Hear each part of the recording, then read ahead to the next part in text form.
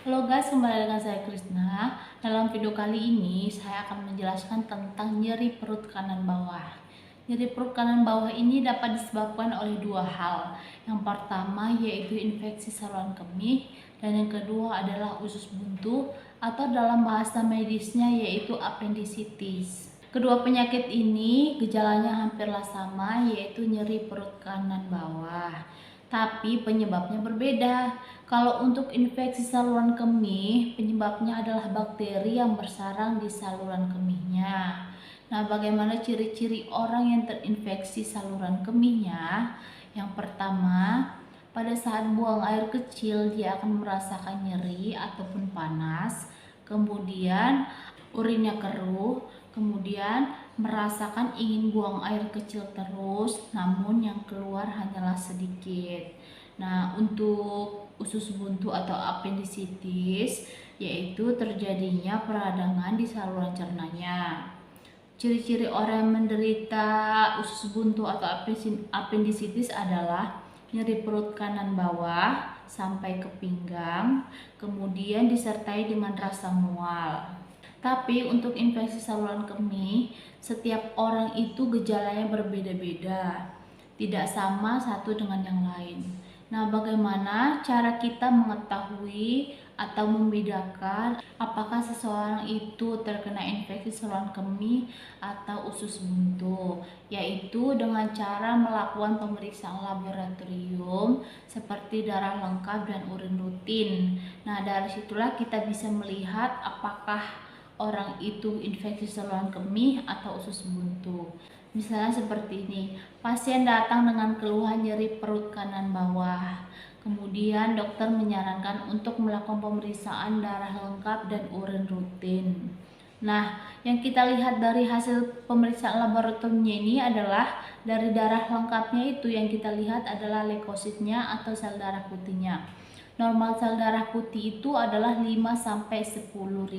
Dari darah lengkapnya ini ditemukan leukositnya 21.000, itu artinya lebih dari batas normal. Sedangkan hasil dari urin rutinnya ini, leukositnya atau sel darah putihnya ini hasilnya adalah negatif atau berada dalam nilai normalnya. Itu artinya pasien tersebut mengarah ke appendicitis atau usus buntu. Begitu juga dengan sebaliknya.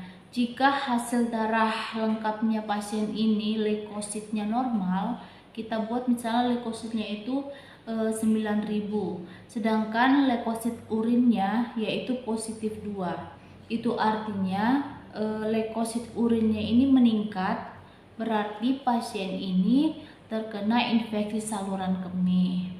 Nah, disitulah kita bisa membedakan apakah orang ini usus buntu ataupun infeksi saluran kemih.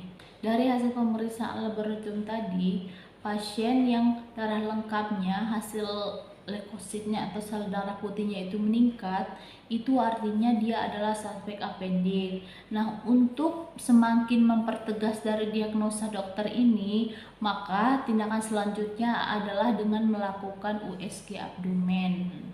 Nah, dengan USG abdomen itulah kita bisa mengetahui dengan tegas apakah orang ini betul-betul usus buntu atau tidak. Untuk infeksi saluran kemih, untuk menghindari hal tersebut, kalian bisa melakukan beberapa hal. Yang pertama, jangan kebiasaan menahan buang air kecil.